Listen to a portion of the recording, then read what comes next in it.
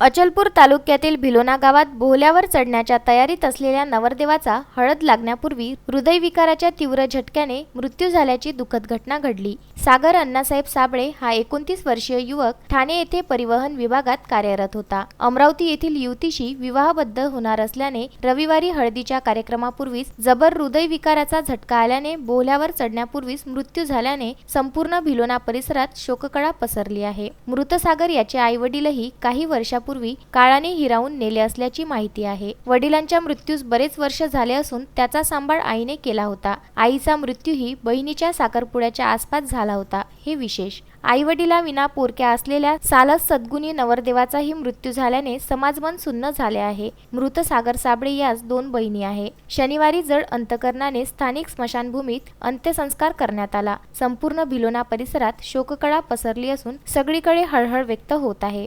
Pankaj साबूसह Nitesh Dubey, Vidarbha news, Paratwada.